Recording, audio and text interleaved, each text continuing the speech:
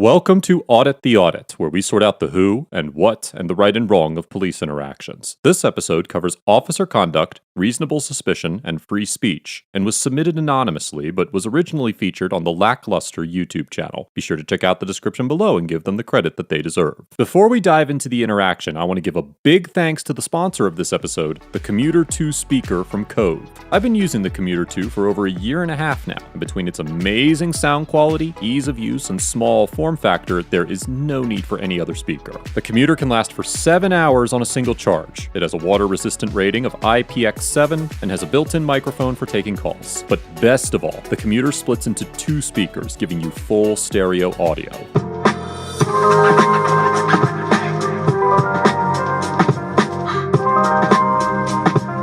While connected, the Commuter speakers offer a 360 surround sound effect, and when separated, the speakers convert into left and right stereo channels, which makes it perfect for taking on a trip or connecting to your laptop at home. The Commuter 2 is now available in a ton of different colors to match whatever outfit or environment you're listening in. Right now, Kove is offering members of the ATA community a 68% off or more discount when you use code AUDIT68 at checkout, or click on the link in the description. This discount is a Black Friday preview month, so click the link before it's too late. Thanks again to Kove for sponsoring this episode. On May 9th, 2021, 2 individuals who wish to remain anonymous were walking near the intersection of Del Mar Boulevard and Delcrest Drive in University City, Missouri to meet up with one of their friends who was on break at his workplace. As the 2 rounded a corner, one of the individuals made an obscene gesture at a passing police cruiser. Sergeant Larry Beckton of the University City Police Department allegedly came to a stop and engaged in a brief verbal exchange with the individual before deciding to exit his patrol vehicle and confront the citizen. You guys live over here? Free speech is a First Amendment. Oh, absolutely. Right. But do you live over here? Yeah. Okay, let me see your ID. I need to see your guys' ID. No, thanks. What crime are we suspected of? Okay, you guys are aimlessly walking out around here? We're not aimlessly walking out, sir. No, I need all the time. Okay, do you live over here? Yes, I live in this neighborhood. Okay, I need to get your ID from you. Give me your name. No, thank you. It's not an option. I'm going to keep walking. No, you're being detained right now. Both of you guys are being detained for suspicious activity. You're aimlessly walking around. I need to see your ID. I don't have my ID, sir. Okay, sir, step over here for a second. I need to see your ID. You're being detained right now. What's your name and badge number? That's not my name. Is right here. Okay. I need to see your number? I need to see your ID. Or you need to give me some ID. It's not an option. Or I will take you to the station and get your ID. Sir, is this because I flicked you off? No, you're aimlessly walking around here. I came from my house. Okay. I'm gonna put you in handcuffs right now. Go ahead and stand up, and you go ahead and resist if you want to. I'm not. You're being detained. Can you video?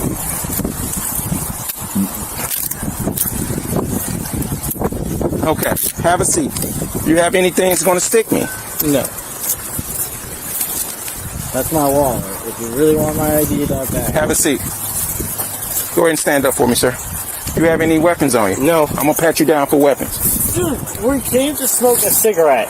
Okay. I came from my house. My friend worked at Walgreens. Okay, you're aimlessly walking around. There's been a lot of stuff that's going on around here. Here, Sergeant Beckton informs the individuals that he was detaining them because he believed that they were, quote, aimlessly walking around, and that there's been, quote, a lot of stuff going on around here. As discussed on many episodes of ATA, in order for an officer to detain a citizen, they must have met the reasonable suspicion standard set forth by the Supreme Court in the infamous 1968 Terry v. Ohio case. Although officers are not required to have reasonable suspicion of a particular crime, they still must be able to articulate a set of objective facts that would have led them to believe that an individual may have been involved in some type of criminal activity. Considering the set of facts that Sergeant Beckton was working with, it seems as though the only crime that he may have legitimately been able to build reasonable suspicion around would have been some type of loitering violation. However, neither the state of Missouri nor the municipality of University City have drafted any loitering laws that would be relevant to this situation. In fact, the only law that involves the concept of loitering in Missouri falls under Section 566.150 of the Missouri Revised Statutes and applies only to individuals who have been convicted of committing sex crimes. While many states outside of Missouri do have loitering laws on their books, there is a great deal of contention amongst legal legal scholars regarding the constitutionality of outlawing aimless wandering. The first significant challenge to general loitering laws was established in the 1972 Supreme Court case of Papachristou versus City of Jacksonville, where the court nullified a vagrancy ordinance due to vagueness and the fact that it, quote, encourages arbitrary and erratic arrests and convictions, it makes criminal activities that, by modern standards, are normally innocent, and it places almost unfettered discretion in the hands of the police. Therefore, it is highly unlikely that a court would uphold Sergeant Becton's formulation of reasonable suspicion based purely on the notion that these individuals appear to be walking aimlessly down the street, even if Missouri did have an actionable ordinance against loitering. Explaining to you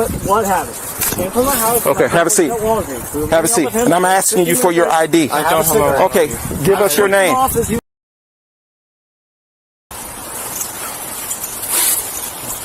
Is your ID in your wallet? Yes.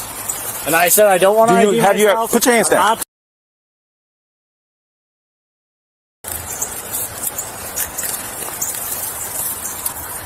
What's your last name? Me? Yeah. What? What's your social? I don't know that by heart. I have it on my phone. Here, hold on.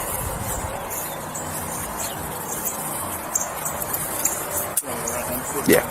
Check them. 28s and 29s.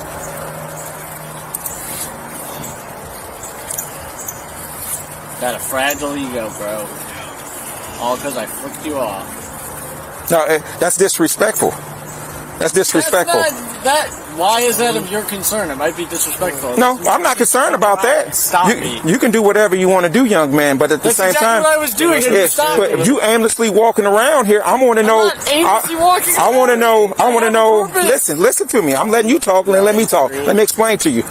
We have every right to stop you to find out who you are and where you live. Sergeant Becton tells the individuals that officers have every right to stop a citizen to ascertain their identity and determine where they live. However, in the absence of reasonable suspicion, this statement could not be further from the truth. While the Supreme Court has routinely stated that there are no rigid guidelines for developing reasonable suspicion, the court has concluded that being in a high crime area and running from police was enough evidence to be detained for further investigation. In the 2000 Supreme Court case of Illinois versus Wardlow, the court reasoned that unprovoked running in an attempt to avoid officers is not suspicious in and of itself, but when coupled with the fact that it was done in a high crime area, it does warrant an investigation. This suggests that as little as two corresponding facts can serve as a basis for building enough reasonable suspicion to detain and investigate an individual, but they must be working in tandem, given that Sergeant Becton specifically mentioned that there had been, quote, a lot of stuff going on around here, and assuming that he's referring to criminal activity, it could be argued that the area would be considered a high crime area by a court. Along with essentially establishing minimum requirements for reasonable suspicion, the Wardlow case also established the concept of a high crime area, but the Supreme Court failed to properly articulate what qualities an area must have in order to be considered high crime. This has led to such an open-ended interpretation of high crime areas that it is nearly impossible to assign a legitimate legal definition to the phrase. And high crime areas have been the subject of many legal studies and law reviews in an effort to suggest how they should be interpreted and applied to any given scenario. All that said, even if a court were to conclude that the area Sergeant Becton stopped the individuals in was, in fact, a high crime area, the sergeant would still require at least one additional factor to satisfy the reasonable suspicion standard needed to initiate a detainment. And, as mentioned before, it is highly unlikely that a court would accept the notion that aimlessly wandering was a legitimate factor to consider when developing reasonable suspicion. Even in stop and identify states, like Missouri, officers must have reasonable suspicion to detain and investigate citizens. And it is relatively clear from the body cam footage that Sergeant Becton failed to meet that standard in any form or fashion. Okay. Period. Okay. If that's what you feel like.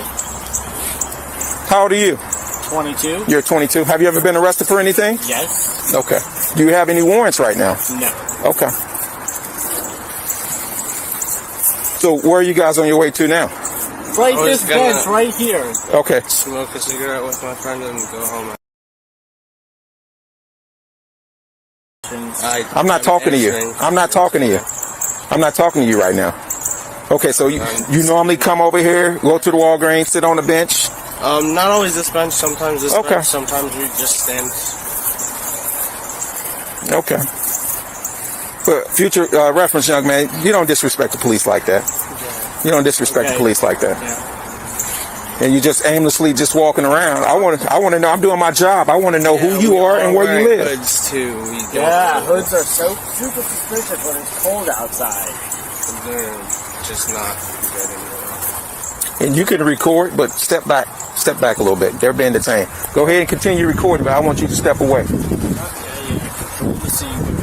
Absolutely. A lot of danger going on. And you still talking. Yeah, because you guys are pieces of shit for stopping people who want to go on to break for a cigarette because I flicked you off. That now all of a sudden I'm acting suspicious. If I would have not flicked you off and we would have kept walking, you would have never, this stop never would have happened. You would have never accused me of doing suspicious activity. Correct? I thought... Oh, now you want me to answer your question. Okay. No, I don't. It doesn't work like that.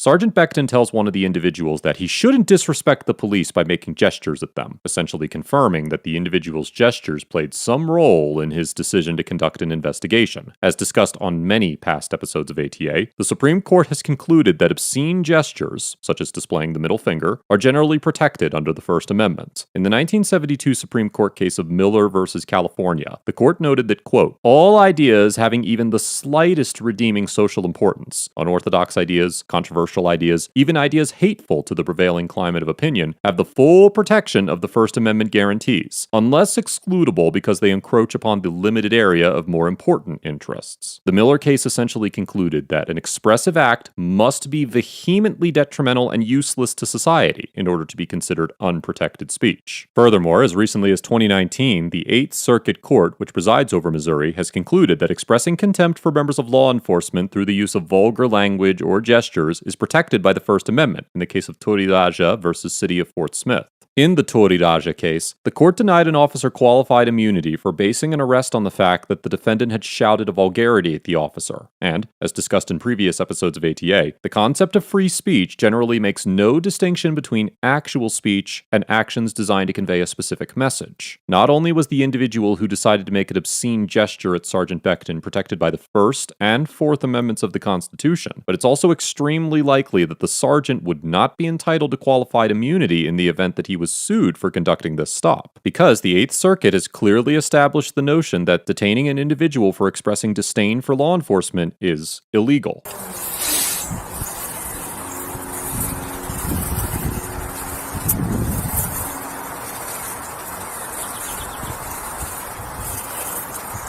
Are you guys related? No. No. Both violent, no warrant. Okay. Let's get their information. Can I ask you, how do I get an officer complaint form? And What's put them on that the process?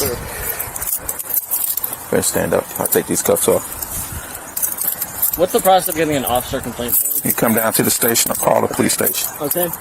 Sergeant Becton released the two individuals, and eventually the officers left the scene without further incident. Following the encounter, the primary individual involved in the interaction filed a formal complaint against Sergeant Becton and obtained the body cam footage through a public records request. In a city council meeting that took place on October 11th, City Manager Gregory Rose announced that an internal investigation had occurred and resulted in what he believed to be appropriate corrective action, but he did not disclose what exactly that action was. He went on to state that he did not believe that Sergeant Becton's conduct was grossly negligible, and that the chief and officers of the University City Police Department were committed to respecting the rights of University City citizens. It should be noted that Sergeant Becton was previously sued for an alleged illegal seizure and unlawful arrest stemming from an incident that occurred in 2016. The individuals involved in today's interaction said that they intended to sue Sergeant Becton as well, and have already contacted the ACLU for help. Overall, Sergeant Becton gets an F for displaying a fundamental misunderstanding of free speech and reasonable suspicion, intentionally misrepresenting the facts of the encounter in an effort to justify his actions, and for maintaining a hostile and unprofessional demeanor throughout the interaction. Setting aside the notion that Sergeant Becton likely initiated this stop for being flipped off, rather than on the basis of a suspicion of criminal activity, his actions would almost certainly be frowned upon by a court. Citizens should be able to wander aimlessly along publicly funded streets if they they wish to do so, and it would be contrary to the tenets of the Fourth Amendment to grant members of law enforcement the unfettered authority to stop anyone who they believed didn't have direct and articulable intentions for being in public. Even when affording him the benefit of the doubt, Sergeant Beckton's logic for initiating this stop is almost as tyrannical as stopping a citizen for expressing free speech in a public forum, and it's difficult to see how University City Manager Rose could conclude that the sergeant's intentions weren't grossly negligent, even if the public is to believe that he stopped these individuals for aimlessly walking around. You are free to draw your own conclusions about Sergeant Beckton's true intentions, but there's little doubt that his investigation and detainment of these individuals was unprofessional and likely unlawful. The unnamed individuals get an A-, because although they neglected to invoke their right to remain silent, they remained calm and collected throughout the encounter, rightfully challenged the legitimacy of the stop, and followed up this interaction with the proper channel of complaint. Whatever your opinion may be about the ethicality of disrespecting random members of law enforcement, the courts have been very clear that such expressions are protected by the First Amendment, and the citizen involved in this interaction was well within their rights to express their opinion without being detained and investigated. The concept of free speech is often contentious and at odds with what is typically accepted as polite behavior within American society. But being offended or uncomfortable with what certain people say or do is a small price to pay for enjoying the freedom to express oneself to an equally challenging degree. Banning certain forms of speech merely because they are offensive is an extremely slippery slope, and the Supreme Court has recognized how easily a limit on free speech can morph into overbearing government restrictions and official abuse. I commend the unnamed citizens involved in this encounter for challenging Sergeant Beckton's conduct and taking a stand for their First Amendment rights. Let us know if there's an interaction or legal topic you would like us to discuss in the comments below. Thank you for watching, and don't forget to check out my second channel for even more police interaction content.